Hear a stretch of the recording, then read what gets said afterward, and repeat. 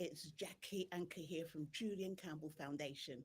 And whether you're a parent or a carer or a teacher or someone that just loves young people, I want to welcome you this evening.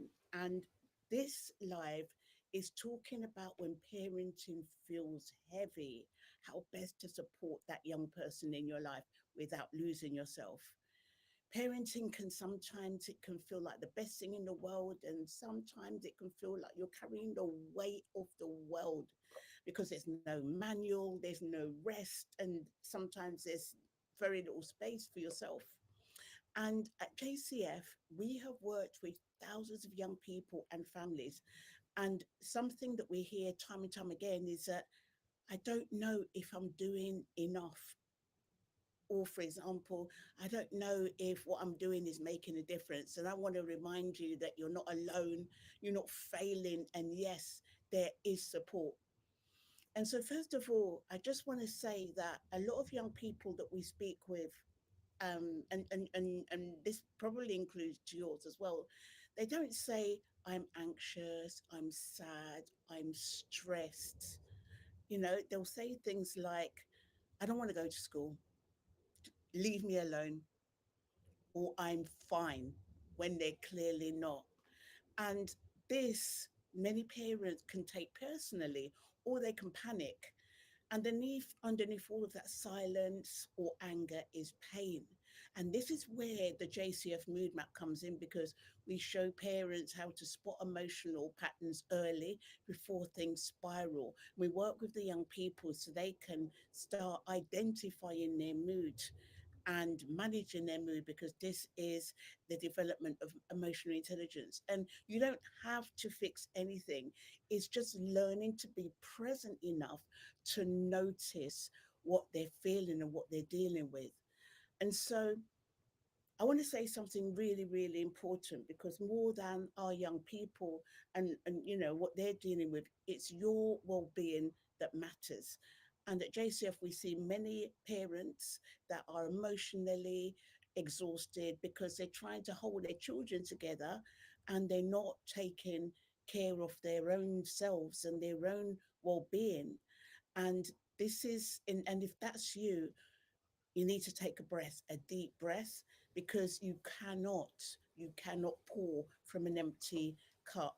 And when I wrote Runs in the Family, this was after working with many children and parents and seeing that these things could have been stopped if the parents could have been this way right at the beginning, looking out for themselves, filling up their cup, as well as using the mood map to identify the mood of their children and showing them how to do it. In fact, doing it together. So, and me, I started measuring my mood myself and with the young people around me, because I saw that I hadn't checked in for weeks and months. And then it felt like it was sudden, but then I just couldn't, I didn't, I just I got chronic fatigue. I got chronic fatigue because I hadn't checked in with my moods. I didn't know it existed at that time, but then I started using the mood map and I started mapping my mood 4 times a day. And I carried on every day for 8 months. And this was me taking care of myself, being in touch with myself, and therefore taking care of myself and taking care of my family. And so the opposite of crisis is not calm, is connection, because the most powerful thing that you can do for the young person in your life is create a safe emotional space. And what I mean that is by saying, it doesn't mean by saying the right thing. Like if the young person in your life is saying something and they feel distraught, it doesn't mean not recognizing that they feel distraught, because in recognizing their pain, it means that you're there, you're listening, and that you care. So, in creating an emotional safe space for the young person in their life means that no matter how they're feeling, that you validate that and you listen and you believe them and you get them, because we don't want the young person to be in pain. And so, quite often, when they say, oh, I'm depressed, I'm down, I'm hurting, we'll say things like, oh no, it's not like that at all, don't worry, everything's going to be all right. And that's not it. It's actually letting them go through what they need to go through and experiencing it, and creating that safe emotional space for them to feel, and then talk about what it is they're dealing with when they're feeling and they're going through all of that. And when we teach emotional intelligence in families, everything changes. Young people or children, they open up, parents can reconnect, stress goes down.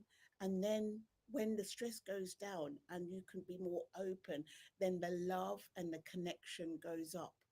So today we've talked about the importance as us as parents to be able to manage our mental health and well-being, for us to manage our moods, for us to not drive on empty, for us to take care of ourselves, and to be able to recognize what the young person in our lives are dealing with, for them to recognize their mood, using the mood map, and then making that choice of what they need to do to be able to move themselves out of this mood into another mood. And this is the development of emotional intelligence. And this is you taking care of yourself and taking care of your family. So if this resonated with you, then thank you.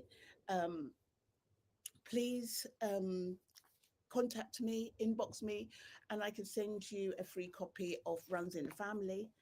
And it's full of practical tips and tools of ways that you can engage with yourself and the young people in your life, for you to develop your emotional intelligence and manage the mood, just in the way that we've spoken here.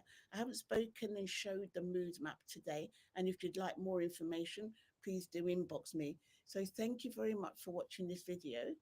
And today we've talked about the importance of supporting yourself and making sure that you don't lose yourself, because you supporting yourself, then you're equipped to support and empower that young person in your life. So thank you for watching this video, and we'll speak with you in the next video, and that will be next Sunday. And if there's any topics you'd like us to speak about, then please do inbox me on that.